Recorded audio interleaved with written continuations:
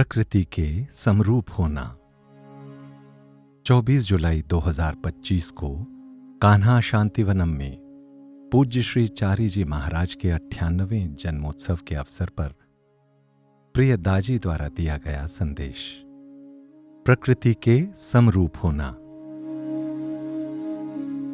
प्रिय मित्रों, उन्नति करना यानी छोड़ देना। जब हम किसी बीज को देखते हैं तब हम सत्य को प्रत्यक्ष देखते हैं। उस बीज में वो सब कुछ समाया है जिससे वृक्ष बनता है। जड़ें, तना, शाखाएं, पत्तियां और फूल। लेकिन बीज को अपना वास्तविक स्वरूप बनने के लिए फूटना होगा, उसे अपने सुरक्षात्मक कवच को छोड़ना होगा। जीवन तभी शुरू होता है जब हम कुछ चीजों को छोड़ना सीखते हैं। यही प्रकृति से मिलने वाली पहली सीख है, उन्नति करना यानी छोड़ देना। मात्र वृक्ष को इसकी जानकारी होती है। जब पतझड़ का मौसम आता है तब वो अपनी पत्तियों को पकड़ कर नहीं रखती, वो उन्हें सहजता और गरिमा के साथ छोड़ देती है ताकि नई पत्तियों के लिए स्थान बन सके। हम जिस बात को अक्सर भूल जाते हैं उसे वो भली भांति याद रखती है कि किसी भी वस्तु या स्थिति को कसकर पकड़े रखने से जीवन रुक जाता है। मां का हृदय भी इस बात को जानता है। 9 महीने तक मां और गर्भस्थ शिशु के हृदय एक साथ धड़कते हैं। फिर इस संसार में जन्म लेने का वो क्षण आता है जो प्रेम पूर्ण त्याग का सबसे सुंदर रूप होता है। मां अपने अस्तित्व के एक अंश को मुक्त कर देती है, इसलिए नहीं कि वो उससे प्रेम नहीं करती, बल्कि इसीलिए कि वो उससे बहुत अधिक प्रेम करती है। पहले केवल एक ही जीवन था, लेकिन अब 2 हैं और प्रत्येक सदा प्रेम कर सकता है। प्रेम का चक्र। 3 सरल सत्य एक अंतहीन चक्र बनाते हैं। पहला, उन्नति करना यानी छोड़ देना। दूसरा, प्रेम उन्नति के माध्यम से स्वयं को प्रकट करता है। और तीसरा, प्रेम करना यानी नियंत्रण को छोड़ देना। ये चक्र सांस लेने जैसा है। प्रत्येक क्रिया अगली क्रिया की ओर ले जाती है। सांस लेना, सांस छोड़ना और फिर से सांस लेना। जीवन की गति भी ऐसी ही है। जब हम किसी नई चीज की रचना करते हैं, चाहे वो कोई गीत हो, चित्रकला हो अथवा कोई संबंध, तब हम प्रेम प्रकट करते हैं। सृजन करने की ये तीव्र इच्छा प्रेम की उस स्वाभाविक आवश्यकता से उत्पन्न होती है जो स्वयं को प्रकट करना और बांटना चाहता है। यहां तक कि बिग बैंग में भी प्रेम ने स्वयं को अनगिनत रूपों में अभिव्यक्त किया है। प्रेम से ही सब कुछ बढ़ता है। चारी जी कहा करते थे, प्रेम इस संसार की प्रेरक शक्ति है। विरोधाभास। ये एक बड़ा विरोधाभास है। किसी से वास्तव में प्रेम करने के लिए आपको उसे मुक्त करना होगा। आरंभ में तो ये असंभव सा लगता है। हम किसी से प्रेम करें और उसे मुक्त भी कर दें, ऐसा एक साथ कैसे हो सकता है? लेकिन जरा सोचें, यदि गुलाब की कली को सुरक्षित रखने वाली परतें न खुलें तो क्या वो कभी खिल पाएगी? यदि कोया अपने रेशों को न छोड़े तो क्या तितली बाहर आ सकेगी? यदि हृदयों को मिलने के लिए निश्चित शर्तें पूरी करनी पड़ें तो क्या वो वास्तव में मिल पाएंगे? वास्तविक प्रेम में कोई अपेक्षाएं, मांगें या बंधन नहीं होते। ये मुक्त होता है। वास्तविक अनासक्ति उदासीनता नहीं है, बल्कि ऐसा गहन प्रेम है जो आप पर अपना हक जताकर बांधने की बजाय आपको मुक्त कर देता है। हम अक्सर प्रेम और आसक्ति को एक समझ लेते हैं, लेकिन आसक्ति तो प्रेम का ऐसा परिधान है जो आपको भयभीत करता है। आसक्ति उसे पिंजरा बना देती है और उसे परवाह का नाम दे देती है। ये लोगों को निर्भर बनाकर उसे भक्ति का नाम दे देती है।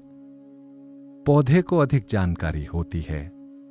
वो जानता है कि हवा उसके फूल की सुगंध को उड़ा ले जाएगी। वो जानता है कि अंततः उसके फल नीचे गिर जाएंगे, लेकिन वो विरोध नहीं करता। वो अधिक बड़ा होता जाता है। उसकी प्रकृति है बढ़ते जाना, स्वतंत्रता देना और बीज, फल, फूल, टहनियों के रूप में अधिक जीवन की रचना करते जाना। मानव होने की चुनौती। हम मानव अपने चयन स्वयं कर सकते हैं और अपने अस्तित्व के प्रति सजग हो सकते हैं। हालांकि ये अहंकार है जो हमें मैं और मेरा का भाव महसूस करवाता है, जिसके कारण हम वस्तुओं को पकड़े रखते हैं और अपनी पहचान उन्हीं से बनाते हैं। विश्वास का अभाव भी हमें भविष्य की सुरक्षा के लिए उनका संचय करने को बाध्य करता है।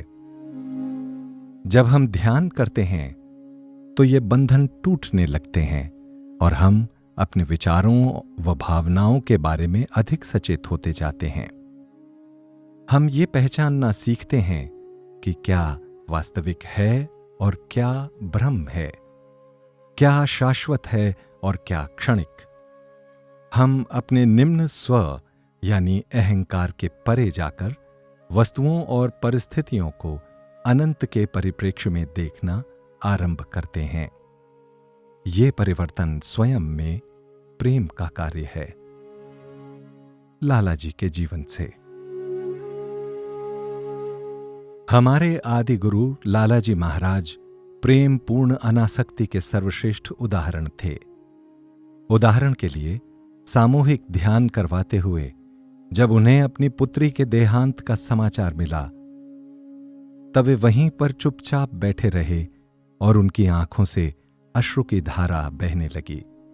उन्हें देखकर एक संत तुल्य व्यक्ति ने पूछा, एक संत रो कैसे सकता है? संत रो सकता है क्योंकि वो परवाह करता है। लाला जी कुछ देर तक शांत बैठे रहे और फिर उन्होंने पास पड़े कुछ सूखे पत्तों को उठाया और मसल दिया। पत्तों से चटकने की आवाज आई। वे बोले, निर्जीव सूखे पत्तों को मसलने पर उनसे भी आवाज आती है, फिर मैं तो एक सजीव व्यक्ति हूं।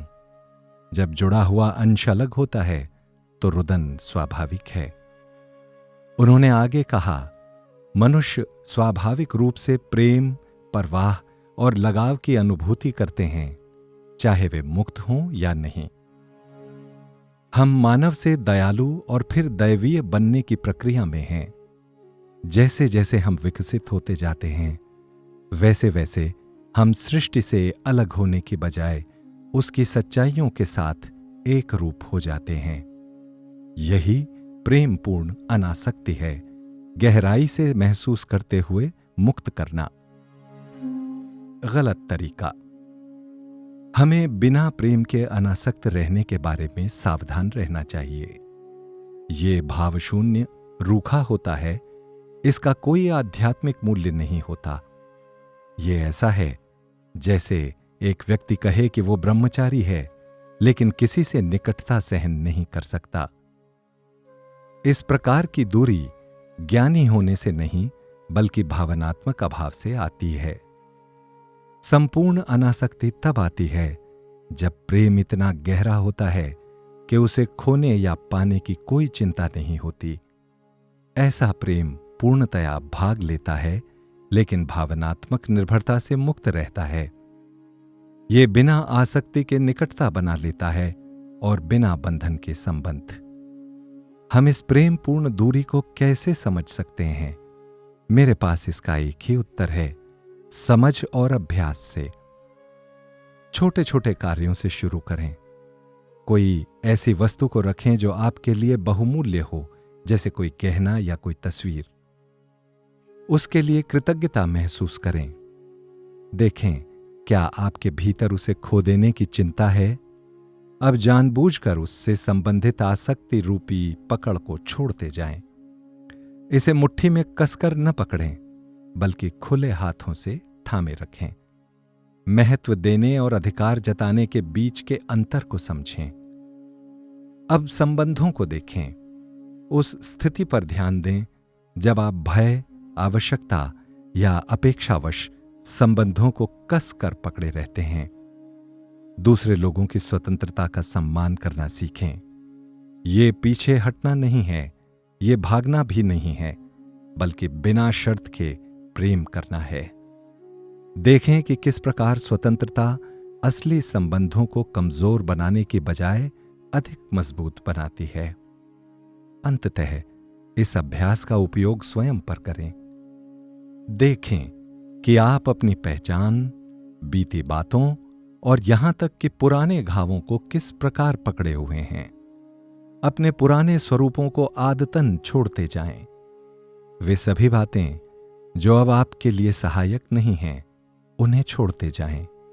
ऐसा इसलिए नहीं करना है क्योंकि आप स्वयं से घृणा करते हैं, बल्कि इसलिए कि आप स्वयं से प्रेम करते हैं। प्रकृति की उदारता की सीख। यदि आप किसी नदी के किनारे थोड़ी देर खड़े रहें तो वो आपको सब कुछ सिखा देगी। उसके पानी को बहते हुए देखें। वो न तो उन चट्टानों को पकड़े रखती है जिन्हें वो स्पर्श करती है, न ही उन किनारों को जिन्हें वो पोषित करती है। नदी हर क्षण अपना सर्वस्व समर्पित करती है, लेकिन वैसी ही बनी रहती है। वो अपने आप को निरंतर अर्पित करते हुए अंततः सागर में अपना शरण स्थल पाती है। लेकिन प्रकृति की सीख और भी गहराई में जाती है। इस बारे में सोचें। संतरे का पेड़ कभी नहीं कहता कि हर सुबह उसके फल के बदले उसे संतरे का रस चाहिए। आम का पेड़ भी आम की कीमत के रूप में आम रस नहीं मांगता। ये पेड़ सबसे साधारण वस्तुएं लेते हैं, जैविक कचरा, पानी व सूरज का प्रकाश, और उन्हें फल रूपी मीठे उपहारों में परिवर्तित कर देते हैं। गाय जो हमें दूध देती है, उसको भी कुछ नहीं चाहिए। वो दूध के बदले में दूध नहीं मांगती। वो घास और केवल घास ही खाती है। लेकिन हम में से कुछ लोग उसे भी खा लेते हैं, जिससे हम अपने पेट को उन जीवों की शमशान भूमि बना देते हैं जो निस्वार्थ भाव से हमारी सेवा करते हैं। हम इससे क्या सबक सीख सकते हैं? भले ही हम श्रेष्ठ गुणवत्ता वाली सभी वस्तुएं खाते हैं, लेकिन हम उनके बदले में क्या देते हैं? इस प्रश्न ने मेरे सहयोगियों को कई बार अपने कार्यों से विराम लेकर सोचने के लिए बाध्य किया है। मैंने हमेशा ही ये माना है कि केवल दैवीय स्तर का प्रेम ही है जो बढ़ने, प्रेम करने और स्वतंत्रता देने की इन 3 मानवीय आवश्यकताओं को पूरा कर सकता है। प्रकृति प्रेम पर आधारित है। वो कुछ नहीं मांगती, लेकिन सब कुछ बांट देती है। ये प्रेम पूर्ण अनासक्ति का सर्वोच्च स्वरूप है। प्रेम पूर्ण अनासक्ति के बारे में यही प्रकृति का मौन संदेश है, जो इतना मूलभूत है कि इसे अक्सर अनदेखा कर दिया जाता है। बादल पानी एकत्रित करता है, उसके बोझ से भारी हो जाता है और फिर वो सारा पानी बरसात के रूप में छोड़ देता है। क्या ऐसा करने से वो छोटा हो जाता है? नहीं, वो परिवर्तित हो जाता है, अधिक हल्का होकर आकाश में तैरता है। वर्षा नदियों में परिवर्तित हो जाती है, वो बीजों को पोषित करती है और फिर यही पानी वाष्प बनकर पुनः बादल बनाता है। आपकी सांस लेने की प्रक्रिया भी यही सिखाती है। जब आप सांस बाहर छोड़ते हैं, तब आप कुछ तो त्याग देते हैं। जब आप सांस लेते हैं, तब आप कुछ भीतर लेते हैं। हमेशा के लिए अपनी सांस को रोककर रखने का प्रयास करें और तब आप पाएंगे कि आपका जीवन ही इसका विरोध करेगा। कभी कभार जिस बात को आपका मस्तिष्क भूल जाता है, उसे आपका शरीर याद रखता है। पकड़कर रखना और छोड़ना जीवन के नृत्य के 2 अंग हैं। चौथा उसूल, प्रकृति का तरीका सरल है। अपने जीवन को सादा बना लें, ताकि वो प्रकृति से मिलजुल जाए। बाबूजी। जीवन में इस सिद्धांत को अपनाना विकास का सबसे गतिशील तरीका है। सरलता ही प्रकृति का सार है। परम तत्व में इसी का अस्तित्व था, लेकिन अभी तक उसने पूर्ण रूप धारण नहीं किया है। यही स्वयं प्रकृति की जीवन शक्ति है, वो स्थान जहां से सभी गतिविधियां आरंभ होती हैं, जो वास्तव में मूल स्रोत है। जटिलताओं को दूर करना ही जीवन में सरलता प्राप्त करने का एकमात्र तरीका है। लेकिन हम लोगों ने इस सरल बात को अधिक जटिल बना दिया है। हमने विचारों, इच्छाओं और कार्यों का जाल निर्मित कर दिया है, जो प्रकृति के सहज प्रवाह के विपरीत कार्य करता है। एक संकाय सदस्य खुली हवा में टहलने की सलाह देता है और दूसरा सदस्य सर्दी जुकाम से बचने की सलाह देता है। एक पैसा कमाने को कहता है तो दूसरा कोई अलग मार्ग अपनाने की सलाह देता है। बाबूजी कहते हैं कि हमने जो कुछ बनाया है वो परस्पर विरोधी प्रवृत्तियों का संपूर्ण समुच्चय है। संतरे के वृक्ष को इन सभी परेशानियों का सामना नहीं करना पड़ता। वो फल देने या न देने के बारे में नहीं सोचता। गाय ये नहीं सोचती कि दूध देना चाहिए या नहीं।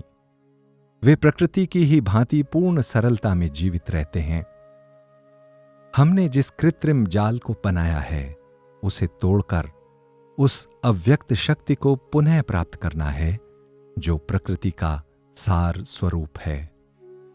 यदि हम प्रकृति का अनुकरण करना चाहते हैं तो हमें अपने कार्यों को निरंतर परिष्कृत करना होगा, अवांछित कार्यों को हटाना होगा और शुद्धतम अवस्था प्राप्त करने के लिए अपने कृत्रिम जाल को तोड़ना होगा। यही व्यावहारिक रूप में प्रेमपूर्ण अनासक्ति है। इसका अर्थ ये नहीं कि अधिक आध्यात्मिक अभ्यासों को करें। इसका अर्थ है अपने जीवन से वो सब कुछ हटाएं जो अनावश्यक है। जिस प्रकार पतझड़ के मौसम में वृक्ष अपने पत्तों को छोड़ देता है, ठीक उसी प्रकार हमें अपने संबंधों, इच्छाओं, अपेक्षाओं के कृत्रिम जाल को छोड़ना होगा। हमें फिर से एक सरल जीवन शैली की ओर लौटना होगा, जो स्वयं प्रकृति के साथ तालमेल में है। हम जिन कार्यों में लिप्त रहते हैं, उनकी आवश्यकता के इस पहलू पर विचार करें। परम सत्य। असली समस्या यही है।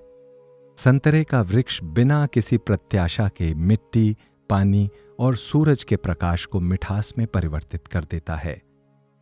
गाय केवल घास खाती है, वह उसे भोजन में बदल देती है और बदले में कोई अपेक्षा नहीं करती। वे सभी दैवीय व्यवस्था का पालन करते हैं, यानी बिना किसी सोच विचार के बस देते रहना है। हम जो संसार की सबसे श्रेष्ठ वस्तुएं ग्रहण करते हैं, अक्सर इस मूलभूत नियम को ही भूल जाते हैं। हम संतरे की मिठास को लेते हैं, गाय से दूध लेते हैं और धरती की प्रचुर संपदा का उपभोग करते हैं, लेकिन हम वापस क्या देते हैं? इस प्रश्न से हमें नगण्यता महसूस होनी चाहिए और इसे हमें अपने वास्तविक उद्देश्य की याद दिलानी चाहिए। बड़ी समस्या अपने आप ही चली जाती है। जब हम छोड़ते जाते हैं तब हमें अधिक मिलता है। किसी संबंध को हम जितनी अधिक स्वतंत्रता देते हैं, हमारा नाता उतना ही मजबूत बन जाता है। जब हम मुक्त कर देते हैं तभी हम उन्नति करते हैं। यहां कोई योजना या रणनीति नहीं है। प्रेम इसी प्रकार कार्य करता है और दैवीय व्यवस्था का ऐसे ही संचालन होता है। प्रेम कोई बंद प्रणाली नहीं है, ये एक मुक्त प्रवाह है।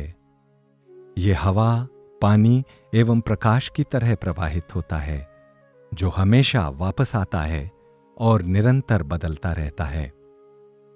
जब हम इस दैवीय व्यवस्था का पालन करते हैं और बदले में कुछ भी न पाने की अपेक्षा के देते हैं, तब हमें यह बोध होता है कि प्रेम पूर्ण अनासक्ति कोई कार्य नहीं है, बल्कि वही हमारा स्वभाव है। एक स्वीकृति। अंततः हम प्रेम पूर्ण अनासक्ति का अभ्यास नहीं करते। हम स्वीकारते हैं कि ऐसा हम नित्य करते हैं। हम कोई अलग अलग जीव नहीं हैं जो एक दूसरे से दूर हो जाने की कोशिश कर रहे हैं। जीवन निरंतर परिवर्तित हो रहा है, पुराने स्वरूप को त्याग रहा है और नए स्वरूपों में स्वयं को प्रेम कर रहा है। आपकी प्रत्येक सांस के साथ ये ब्रह्मांड आपके अस्तित्व से प्रेम करता है। जब आप एक बच्चे, एक सपने या एक क्षण को जाने देते हैं, तब आप जीवन के प्रवाह के साथ सामंजस्य में होते हैं। नदी जानती है कि वो सागर के पास लौट आएगी। बादल को मालूम है कि वो बरसेगा, फिर बरसा हुआ पानी सूख कर वापस बादल बन जाएगा। बीज को मालूम है कि उसे बढ़ने के लिए फूटना ही होगा। हम भी हृदय की गहराई में जानते हैं कि प्रेम करना यानी अनावश्यक बातों को छोड़ देना, प्रेम के साथ मुक्त करना यानी स्वयं प्रेम बन जाना है। जब हम सरलता के इस स्तर पर पहुंचते हैं, हमारी सभी इंद्रियां विलीन हो जाने पर, पूर्व संस्कारों के मिट जाने के बाद जो शेष रह जाता है, उसके साथ एक रूप हो जाती है। केवल तभी हम स्वयं को ईश्वर के साथ लय में होने एवं प्रकृति की सरल, प्रेमपूर्ण और उदार व्यवस्था के साथ पूर्ण सामंजस्य में रहने के रूप में सोच सकते हैं। आमंत्रण: इन शब्दों को अधिक गंभीरता से न लें। उन्हें अपना काम पूरा करने दें, फिर उन्हें जाने दें। ये याद रखने वाली बातें नहीं हैं, बल्कि ये अनवरत प्रवाह के साथ जाने के आमंत्रण हैं। यदि आप छोड़ देने से घबराते हैं, तो याद रखें कि छोड़ देना नया जीवन लेकर आता है, नुकसान नहीं। हर सुबह दर्शाती है कि अंत नई शुरुआतों की ओर ले जाता है। हर सांस दर्शाती है कि छोड़ने से ही ग्रहण करने के लिए स्थान बनता है। पूरे दिल से प्रेम करें, इसलिए नहीं कि ये आध्यात्मिक है या मनोरंजक है, बल्कि इसलिए कि प्रेम इसी तरह से कार्य करता है। बंद मुट्ठी केवल वस्तुओं को पकड़े रखती है, ब्रह्मांड खुले हाथों में है। नदी जो सिखाती है, बादल जो सिखाता है, और हर एक मां के हृदय को जो मालूम है, वो ये है कि प्रेम करना यानी छोड़ देना, छोड़ देने यानी स्वतंत्र करने से हम वो प्रेम बन जाते हैं जिसकी हमें तलाश है। बस यही शिक्षा है, आसान, पूर्ण और चिरस्थायी। प्रेम और आदर सहित, कमलेश।